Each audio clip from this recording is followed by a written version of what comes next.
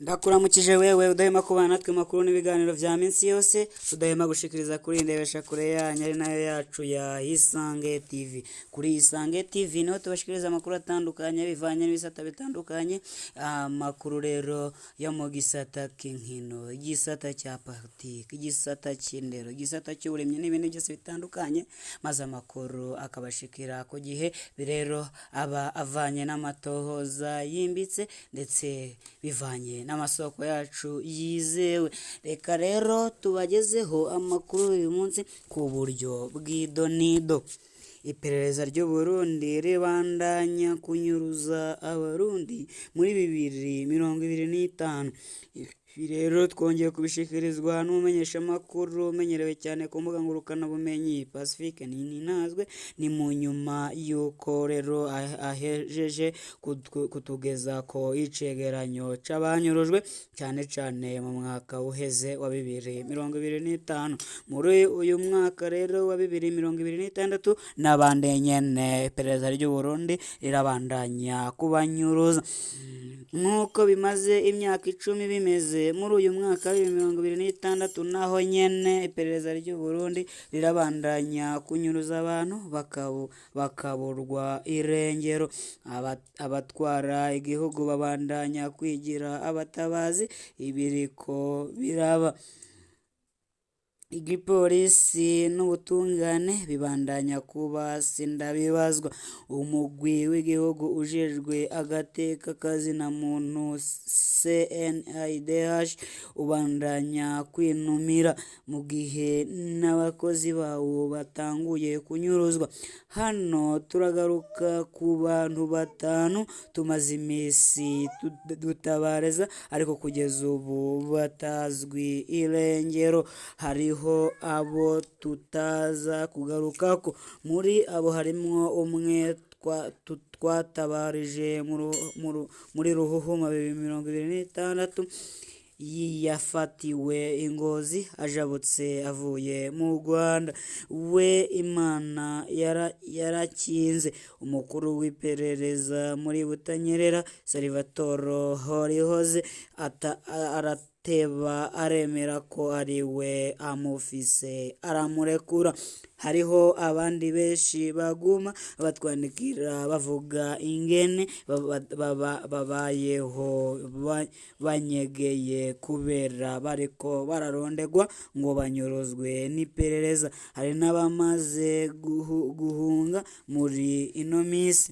Ikiboneka nuko Uburundi bubandanya kuba igihugu kiganjwe n'ubwoba. Ajuda Chef Tade Gahungu ni umugabo w'imyaka 49 avuka muri komine Rango mu ntara ya Kayanza yahahora. Afise urugo rwiwe mu Kamesa zone Musaga mu bumanuko bw'igisagara ca Bujumbura. Tade Gahungu yinjiye mu gisirikare ca kera nk'igisongerezi c'intwazangabo, abandanya ari umusirikare kugeza ahagaritswe muri 2016. Muri dosiye benshi bazi nka dosiye Nyongera muri 2021 Tade Gahungu na bagenzi be bararekuwe aca asubira mu buzima busanzwe. Ubu yari umushoferi muri sosiyete yo kurarira yitwa Garde World Security. Kuwa 16 z'ukwa mbere 2026 Tade Gahungu yaratashe ku mugoroba avuye ku kazi ariko ntiyigeze ashika muhira. Abiwe bararondeye hose barabura.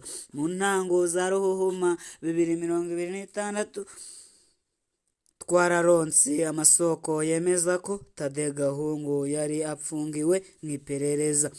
ariko amasoko ya vuba avuga ko atawukiriyo. Tade Gahungu yajanwe hehe? Aha twakibutsa ko hari abandi bo muri dosiye nyongera bagize ibibazo muri 2025. Pascal Nshimirimana Batanzira Karedo yaranyurujwe n'iperereza kuwa 3 z'ukwa 9 2025. Kugeza ubu nta gakuru. Ajuda Jean Dodier Nduwamungu yaranyurujwe n'iperereza Igitega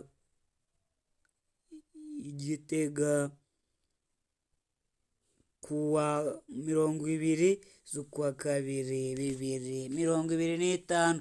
Imana irakinga arasubira araboneka acajanwa mu ibohero ibubanza.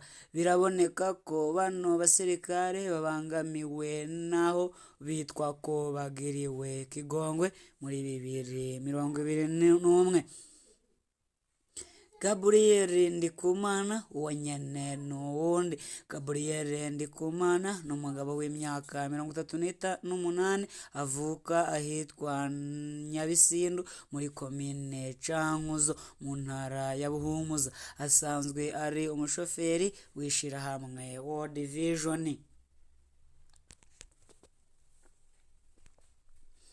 Kwigenekerezo rya 22 z'ukwa 2 2026 isaha 12:20 z'umugoroba, Gabriel Ndikumana yasohotse ihoteli Alexeter yo mu Nyakabinga yakunda gushikiramwo. Imodoka y'akazi yayisize mu rupangu rw'ihoteli. Kuva ubwo ntarigera asubira kuboneka. Undi akurikira ni Shadia Mukaremera. Shadia Mukaremera ni umukenyezi w'imyaka 47 avuka muri komine Gashoho intara ya Muyinga yahahora. Asanzwe aba mu Nyakabiga mu gisagara ca Bujumbura. Ni umukozi w'umugwi w'igihugu ujejwe agateka kazina muntu CNIDH.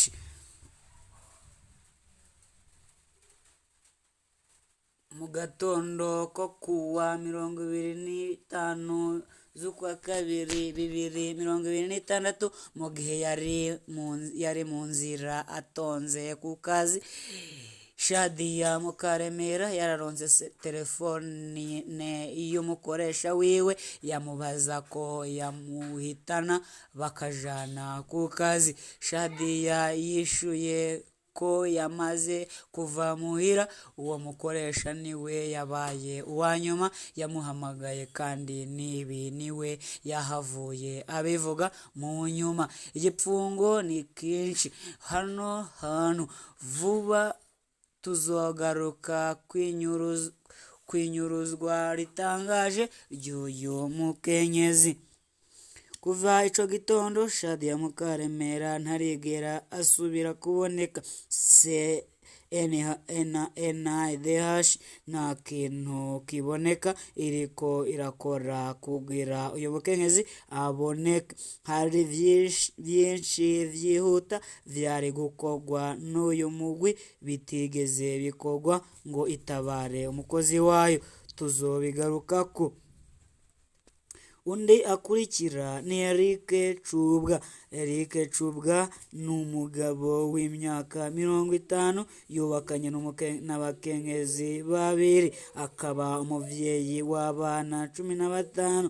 Ava ahitwa Kabonga muri komine Nyanza intara ya Burunga. Kwigenekerezo rya 22 z'ukwa 2 2026 isaha 1 y'ijoro haje imodoka yo mu bwoko bwa pick-up ku rugo rwa Cubwa Eric ivamwo abagabo bashitse bacakira Cubwa Eric baramujana. Kuva ubwo nta gakuru kiwe. Abajejwe intwaro ntavyo banenze.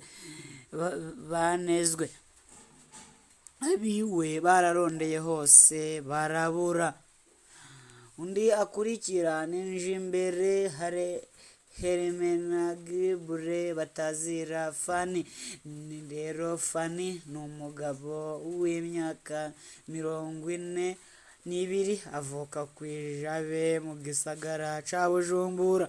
Yategura gushinga urugo rwiwe itariki 14 Ntwarante 2026, aca anyuruzwa indwi zibiri n'igice imbere yuko akora ubugeni. Fanny ni umunywanyi w'umugambwe Frodebu, akaba yari mubiyamirije ikiringo ca gatatu ca Nkurunziza. Yarigeze guhungira mu Buganda, ahunguka muri 2023, aruko umwe mu bavukanyi biwe amwemeje ko yavuganye n'abategetsi ko ataco azoba. Kwigenekerezo rya 27 z'ukwa kabiri 2026 isaha 4 z'ijoro, Fanny yariko asangira agacupa n'umugenzi hafi y'igituro ca tagisi kiwe Kijabe. Ntiyamenye ko muri ico kibanza yaracunzwe kandi ko yari yaguye mu mutego w'iperereza. Niho haza imodoka kamyonete double cabine ifise ibiyo bitabona, havamwo abagabo bambaye impuzu z'igipolisi bashika baza gufata umuntu. Yamara umwe mu bari ngaho aca arabereka uwo bafata uwo ari we.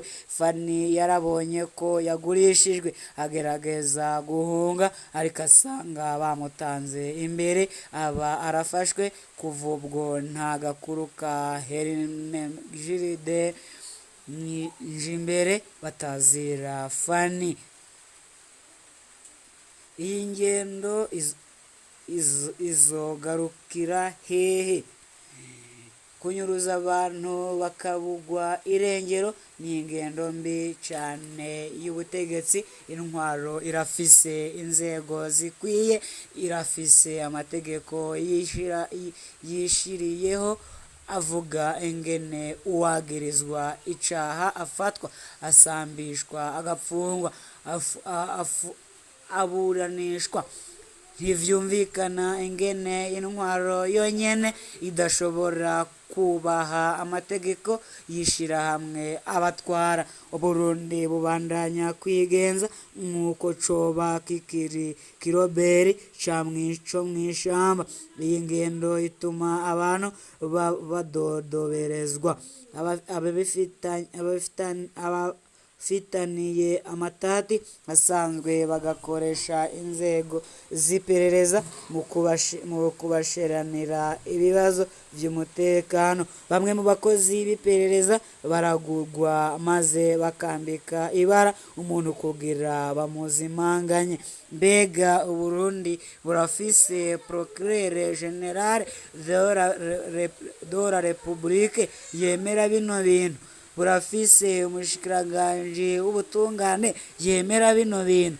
Naco twovuga ku mukuru w'igihugu, kuko inzego zibikora niwe zegukira. Ni ukuvuga ko bino vyose bikorwa mu izina rya Perezida Ndayishimiye n'abakabandanya kuvyemera. Umugwi ujejwe agateka kazina muntu urateye isoni. Ntivyumvikana ko igihugu kigira umugwi w'igihugu witwa ko wigenga ujejwe agateka kazina muntu utigera wiyamiriza kano karanda. Bigeze aho umukozi w'uyo mugwi nawe nyene anyorozwa. Wa mugwi ukanuma uba uhejeje kwemeza ko ataco umaze na gatoya. ngayo rero nguko iyi niyo nkuru twagira tubashikirize none, kandi dushimira wewe wakomeje kutwumviriza ukabana natwe muri aya makuru. Reka rero nisabire wewe ukomeza kubana natwe kugira wigire ufyonda kuri partage canke se share, maze usangirize ababanyi bawe maze bamenye ibibera kuri Isange TV. Kora sabone canke se subscribe, ibintu birashaka kugenda neza ni mu gihe uzajya ubona notification. Turabakunda cyane, mugira amahoro y'Imana.